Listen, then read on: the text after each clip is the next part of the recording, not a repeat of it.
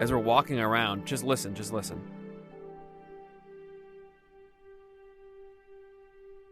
There's no footsteps. There's nothing. There's no ambient sound at all, actually, except for the music. You can see this grass blow in the wind a little bit, and that big blade of grass blow in the wind, these mushrooms that are much bigger than us, which I think is like pretty cool. Being a small dude are we on this big tree or are we in a forest somewhere? I have no idea. But I have grasped that we are small people, and being surrounded by all this stuff that's bigger, this should be a very cool setting, but there's no background sound at all. And it took me a while to put my finger on that, but the whole experience of this game, it just feels kind of lifeless.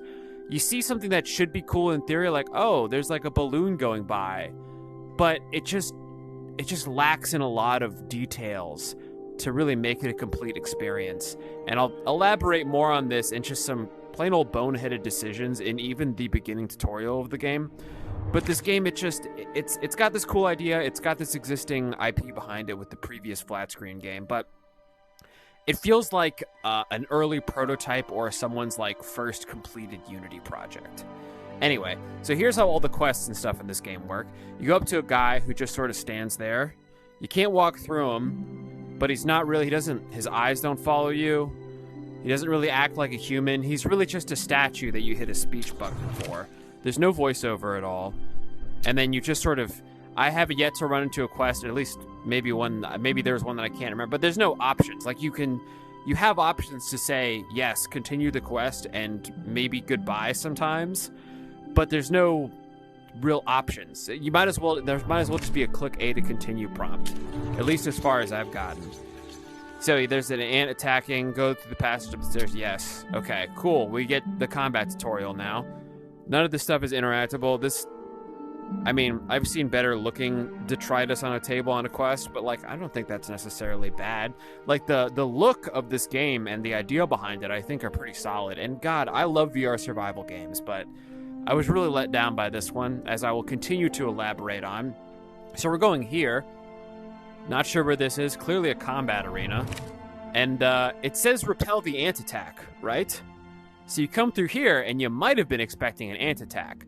But what you're supposed to do is talk to this guy. So I actually walked here and then walked back the first time, thinking that I might have missed a trigger or something. But no, you're supposed to talk to this guy. Ready yourself. Okay, sword and shield. So here's the combat tutorial. It says to swing from your shoulders, which is solid, I suppose. And this, you need it in front of you to block stuff. What do you know? Here's another huge gripe I have with this game. So you can't hold the sword from like multiple angles. It's just a generally very basic implementation of a melee weapon in a game. Just on so many levels. You can't hold it from multiple angles, multiple ways. You just have to swing like this. You don't really, maybe later in the game, I haven't given this game enough of a chance to even play it for more than an hour through. But maybe later in the game, you get access to different attacks. I kind of doubt it. There's a lot of combat later on, too. There's a lot of bugs in your way, but they feel more like a chore to fight than exciting because that's the combat. Oh, yeah, and then you raise your shield and you do this when they attack you.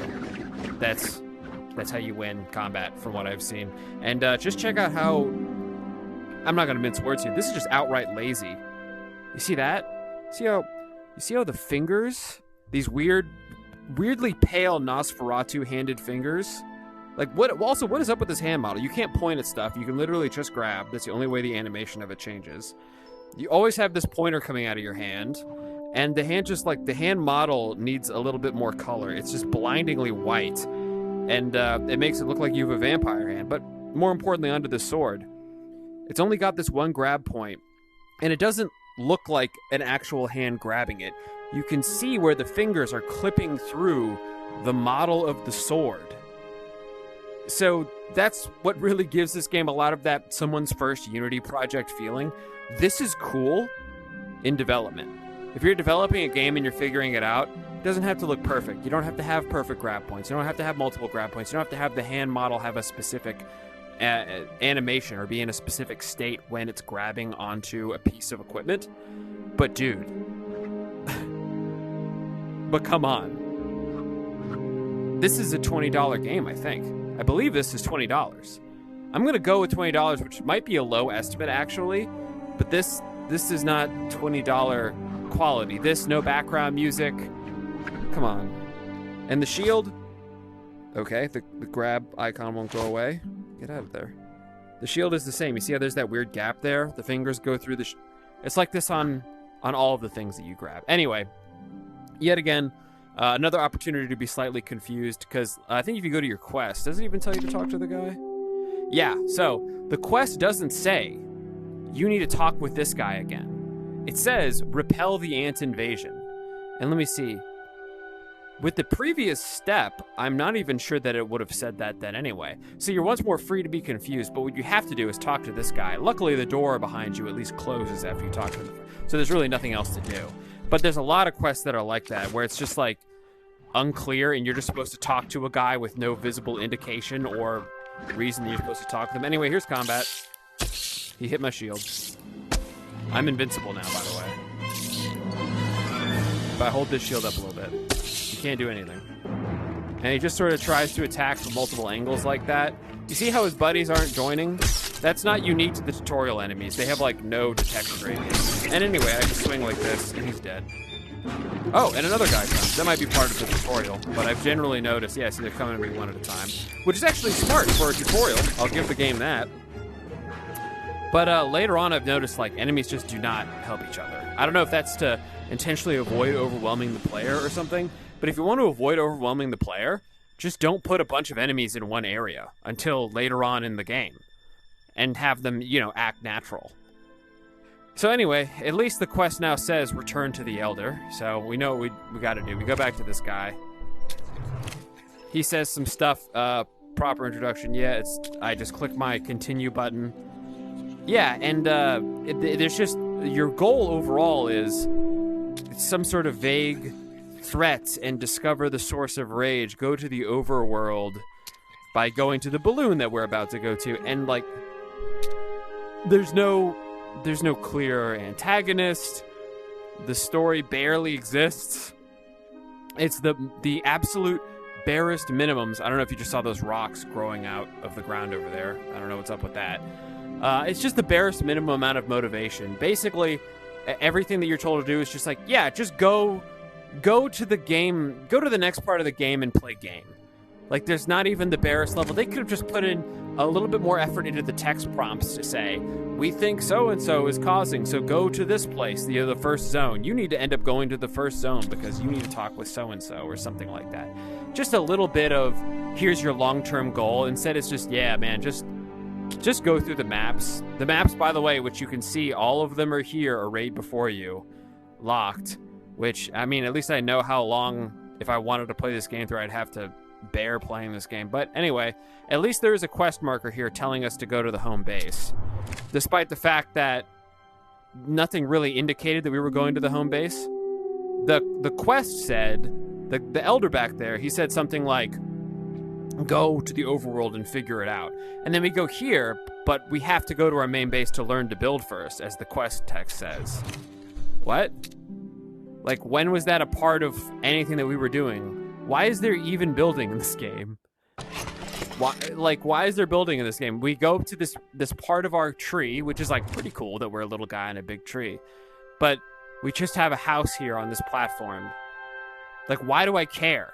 Like, this isn't a base out in the wild somewhere where I can put all the resources I collected. By the way, those ants back there drop some resources that will be useful later. I didn't bother picking them up. Like, after this video is done, I don't think I'm ever going to play this game again unless there's some serious changes. But anyway, back onto my rambling about how disappointing this game is. There's just a house up here. Like, why would I go to this house? There's a temperature meter. Will I get too cold and have to come here to sleep? That never really happened to me. So, like, why does it matter if there's this house here just in the middle of this platform that I'd have to go back to a balloon guy later on when I'm actually out in the overworld of the game and have to travel back to? And geez, my hands are blindingly white. Just so much glare on them. But anyway, so you might come here and you might look at your house and you think, oh, cool, what do I do? What is this? Oh, this table. Oh, I can craft stuff? Okay, neat. And you go to your quests, and then it says, speak to the balloon attendant. But you have to go out of your way to go to your quest to, like, figure that out. And the balloon attendant isn't that guy.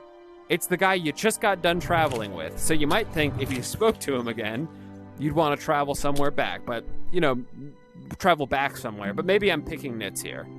Now, speak to the Sentinel. The quest text at least tells us what to do. But this still kind of confused me the first time. I was thinking, like, why am I talking to this guy? Why am I here? I was just told to go and find out some threat and combat it. Why am I doing a base building thing right now? This is crazy. So anyway, this building menu is also, like, not very good. I don't know why I need to repair anything. Maybe my tools get hurt later on. But what you need to do is go to building. But when you go to building, it's not on the first building menu. You then need to find the sub menu and then go all the way to the last one, and there's Twig Door by itself for some reason. None of this, I don't know if you saw, or at least maybe I don't recall. Maybe I clicked through the tutorial too fast. Rewind in the footage if you want to see. I don't know. It doesn't matter, man. I don't think it was very well tutorialized at all, because the first time I was reading all these prompts pretty thoroughly, and man, I don't remember catching anything about how to do that. It took me a while to just figure out how to do this basic thing of building a door. Also, you don't get like a, oh, I'm hungry message from your guy, or a tummy rumbling noise, or anything like that. It just a pop-up that says nourishment low. Like, come on, guys. Put in like a little bit of effort. Yeah, I know how to eat. It just reminded me how to eat. Oh, put that back in there. Like, put in a little bit of effort. Wait, if I pick up a whole stack and drop it, it doesn't even indicate that it's a stack of items and not just one. Okay. So let's build this door. And there's no confirmation prompt, which I guess is whatever. And now we have this tutorial prompt thing that tells us to hit it. Okay. And here's crafting, by the way. Here's what crafting looks like. Like, the hammer isn't even, by the way, all these tools they don't even feel very well aligned with my hand. Just like the distance grab. Sometimes I'd have to mess around with my hand to properly distance grab something. But this tool, like, it's just coming straight up here. I feel like, personally, I like the access to point a little further forward on it. But in options, these are all the options. And this was sort of the first warning sign when I started playing this game that this might not be the best game ever. Because these are the options. For all I know, like, I could be missing some other features of this game, and the tutorial just like never told me. There's something about like wrist toggle, not sure what that was supposed to mean. But anyway, this thing is chained to our hand now, and we just sort of do this. And it also knocks the hammer back every time you do it, so you have to keep pointing your wrist forward. It feels very awkward to do that hammering. So here's our door. You might notice it's a little small for the doorway, but what we have to do is pick it up, and it becomes like giant and moves over until it snaps to the door, which I don't have a problem with that. I just think it's funny. All right, now we go speak to the Sentinel. We built some stuff for no apparent reason. Now we talk to the balloon attendant. He tells us, don't know why it matters that I have a door now. They just wanted to introduce us to crafting. But instead of, say, having us craft the sword we fought the ants with, maybe to make our first sword a little bit more personal, instead of just, like, dropped on the floor in front of that tutorial guy, they could have at least left the weapons on a table in there and had the guy say, pick them up from the table. But instead it just dropped on the floor in front of him, which I didn't point out how, like, unintentionally kind of dumb funny that was at the time. But they could have had us introduced to crafting by having us craft the sword first. Maybe we started at our home base and then said, okay, from the home base, now we go on our... But instead it just, I don't know, it just all feels kind of awkward. I feel like there's better ways to do basically most of the stuff in this game. And now it just says, oh yeah, go to the forest. Okay, I'll go to the forest now. And here is about as far as I've gotten. There's one last big thing that I'd like to show y'all. All right, so here's the forest. There's a bunch of stuff we can collect. For some reason, the game starts us with an axe, which also feels just as awkward as the hammer, and only has one grab point where the leaves are, and you can see how awkwardly the hand grabs it, and the fingers are... This is just such... It's honestly just sloppy, lazy work all over the place. This game is just poorly crafted on a design level, on a technical level, on an artistic level. And there's like the bones of something that could be good here, but it's just not finished. On so many levels, the sound isn't even there. They don't even have ambient sound. This is chopping a tree, by the way. It says use axe, right? And it's a giant mushroom, so I figured I'd chop it down like a tree. Oh, whoops, stepped into my boundary there. Where am I supposed to hit this thing? Oh, here? And get out of the axe icon stays in the way while I'm trying to chop the tree. You have to hit it this like specific point. And instead of like tumbling down, it like poofs into stuff, which is also a thing I'm not. Oh, by the way, look at that grab. Look at that grab. Isn't that great? Are you immersed yet? Is this, I don't know. The more I talk about how disappointing this game is, the more disappointed and a little angsty I become. But yeah, see, I chopped through the entire tree, but it doesn't chop it until I hit like over here. And that's if I hit the magical point somehow. Like, what is this tree chopping? What am I doing wrong? There was no tutorial on tree chopping. But anyway, let's leave that. We walk through the forest. There's stuff to gather. I mean, this is like a pretty cool forest. The lighting is obviously terrible. But I mean, the design of this place, I love how, like, I love the theory of how it looks. Oh my god, look, a giant berry. Like, that's pretty neat. Oh, chopping down a giant, that's just like a cool idea, but the execution is just so lacking.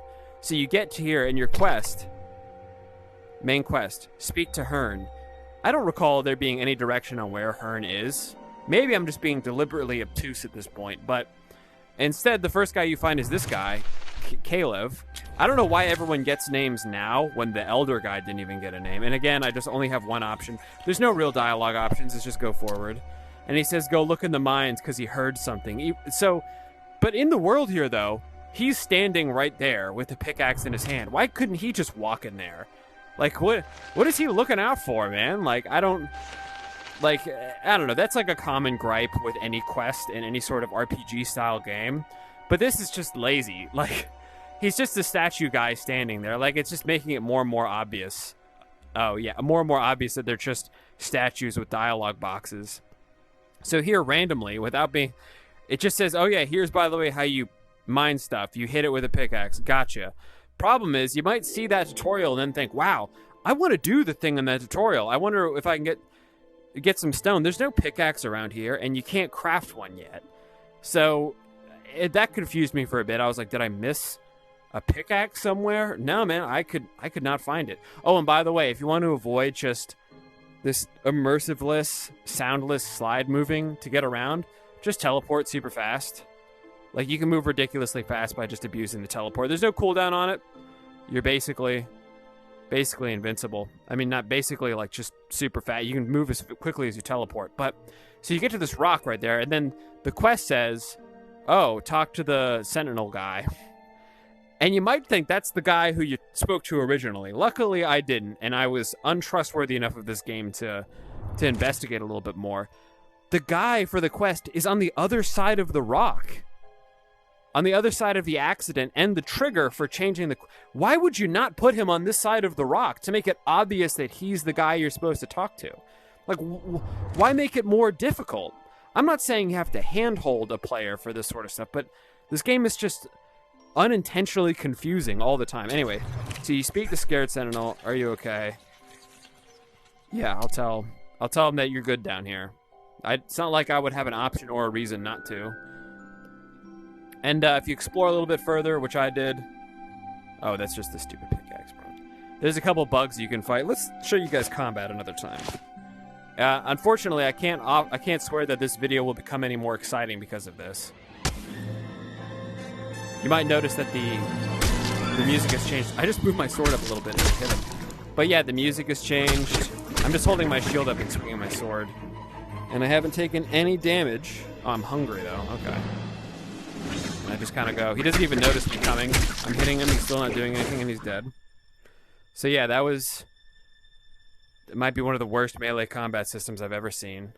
There's a bottle cap here you can collect. It becomes tiny, which I thought that was kind of cool, though. I thought that was quirky. I like that. Because you kind of wonder, like, what would a tiny person do with a bottle cap? Or a screw?